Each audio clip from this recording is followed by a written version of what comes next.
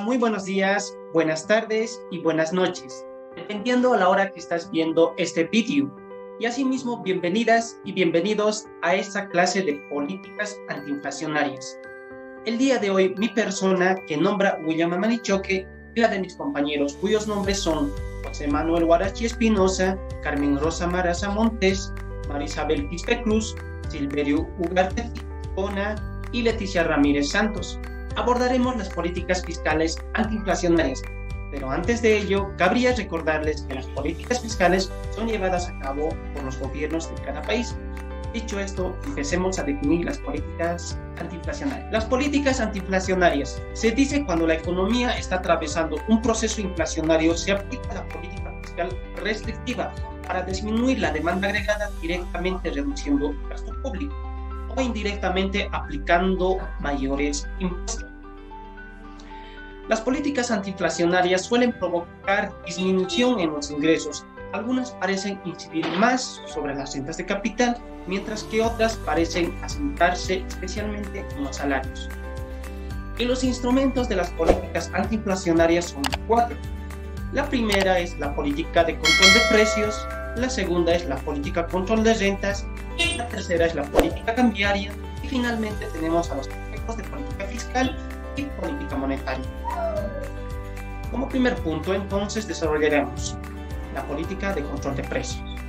En cuanto a la política de control de precios, podemos decir que el control de precios es un mecanismo por el cual una autoridad gubernamental impone montos determinados con la finalidad de mantener la disponibilidad de esos bienes y servicios para los consumidores. Es decir, el gobierno trata de evitar incrementos de precios durante periodos de crisis, pandemias o escasez. La política de control de precios suele tener un cierto efecto simplemente a corto plazo, pero si no corrigen las causas o los desequilibrios que se generaron el problema, ocurre que en cuanto se levanten los controles, la inflación surgirá con mucho más fuerza. En cualquier caso, el control directo solo puede ser una medida a corto plazo. Si se prolongase en el tiempo, ya sea a mediano plazo o a largo plazo, aparecería el mercado negro y se provocarían distorsiones en la producción. Pero un ejemplo hipotético ha de ilustrar mejor la situación. Y un ejemplo claro en nuestro país de Bolivia sería el Decreto Supremo del 21060, que se emitió el 29 de agosto de 1985, por causas de que Bolivia tenía un gasto público muy elevado, debido a la empresa estatal de Comibol. Es decir, en ese periodo la Corporación Minera de Bolivia generaba déficit, porque absorbía casi todo el ingreso acumulado de los impuestos del país, y esa absorción era debido a que la empresa Comibol gozaba de varios subsidios. Y como Comibol gozaba de subsidios, pues muchos de las y los bolivianos trabajaban y querían trabajar en Comibol, porque todos recibían carne gratuita, pan gratuita, videos gratuitos, juguetes gratuitos para Navidad para sus hijos, etc. En otras palabras, el gobierno subvenciona absolutamente todo, y fue por esta acción que se aplica el Decreto Supremo del 21060, que va dirigido especialmente a la Comibol, porque eran los que más generaban gastos en el gobierno, y con la relocalización se despidió a muchos trabajadores, pero el gobierno ya tenía una deuda pública y además Bolivia ya no tenía dinero y ningún agente externo quería prestar dinero a Bolivia porque no tenía una capacidad de pago. Y esa acción hace que la moneda boliviana se deprecie. Es decir, la moneda boliviana pierde su valor, y como pierde su valor nuestra moneda, todos los bolivianos y las bolivianas querían mantener el valor de su dinero que poseían comprando el dólar. Pero obviamente, por así decirlo, más del 75% de la población se quedó con su propia moneda debido a que terminó la venta del dólar. Además, por la situación que se daba, no se podía comprar bienes para respaldar su moneda, porque obviamente con la situación que atravesaba Bolivia, los productores no querían perder su dinero vendiendo sus bienes, ¿verdad? Entonces, por así decirlo, el gobierno emite una ley para fijar el precio del dólar que estaba escaso a un precio razonable, con el objetivo de beneficiar a que las personas no pierdan su valor de su dinero. Por tanto, eso ya sería un control en los precios del dólar, pero este control de precios solo afectaba a corto plazo. A medida que pasan los meses, estos dejan de funcionar y a causa de ello se genera el mercado negro de divisas, vendiendo el dólar al precio que querían, y los agentes económicos, obviamente por la desesperación de no perder el valor de su dinero, compraban el dólar a precios muy elevados. Y como segundo punto tenemos a la política de control de rentas. La política de control de rentas en economía, una política de rentas es aquella que persigue el control de precios y de salarios, normalmente como respuesta a la inflación y como forma de fijar el precio y salarios por debajo del libre mercado. La política de control de rentas consiste en establecer límites al crecimiento de sueldos, salarios y beneficios.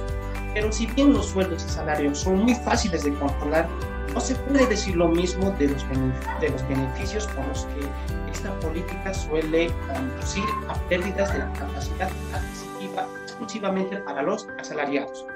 Pero un ejemplo ha de ilustrar mejor la situación. Y un claro ejemplo a partir del gobierno de la política de control de rentas es precisamente fijar el salario mínimo nacional. Pero cuando hablamos en el ámbito fiscal, específicamente son la reducción del gasto público y el incremento de los impuestos. Bueno, mi compañero continuará con la disertación del tema.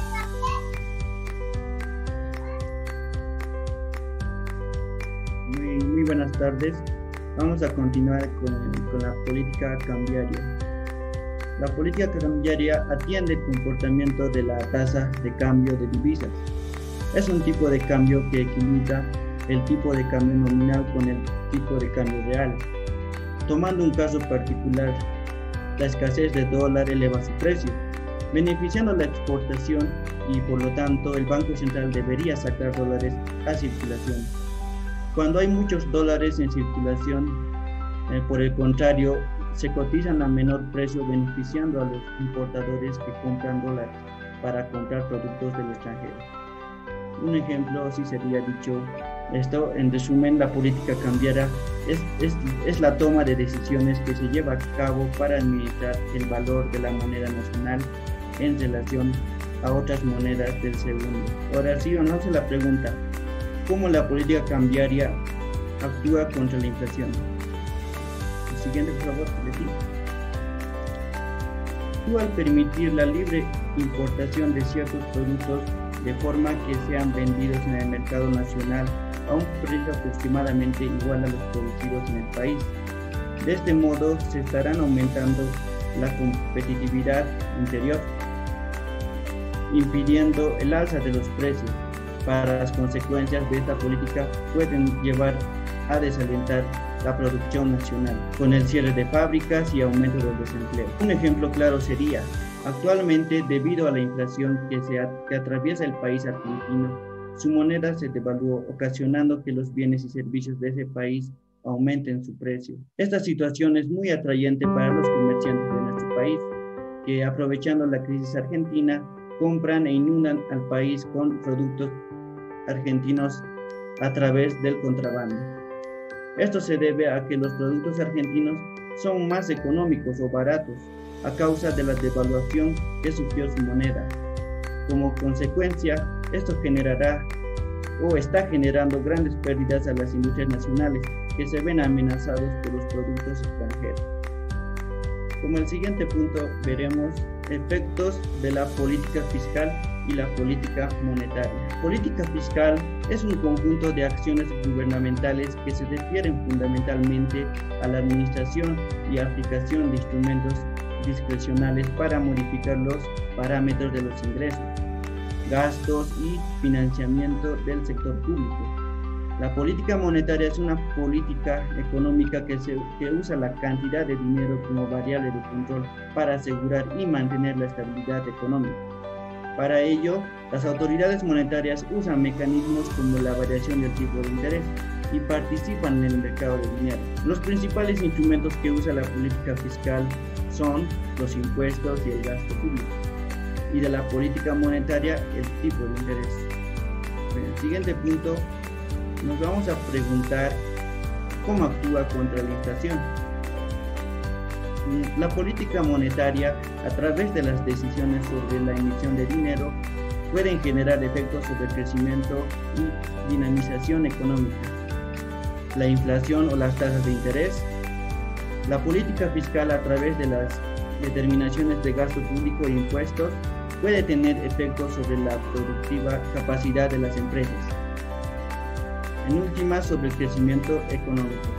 Un ejemplo podemos mencionar que en un hipotético caso de política fiscal, si el país atraviesa un alto índice de inflación, las medidas para reducir la inflación sería incrementar los impuestos y disminuir el gasto. Así las personas optarán en reducir su consumo, debido a que el incremento de los impuestos afectaría su consumo, ya que para Keynes el alto nivel de consumo es la causa de una inflación. Este mismo caso de inflación, la política monetaria optará por incrementar el tipo de interés, lo que ocasionaría que las personas decidan optar por el ahorro. Este incremento del tipo de interés también reduce las inversiones extranjeras o locales. En conclusión, estas políticas exigen recortes en los gastos públicos y el control de la oferta de dinero con altas tasas de interés. Sin embargo, la efectividad de estas políticas depende de gran medida de las decisiones de los agentes económicos. Conviene, por tanto, que no detengamos a considerar cómo se forman las expectativas. Gracias.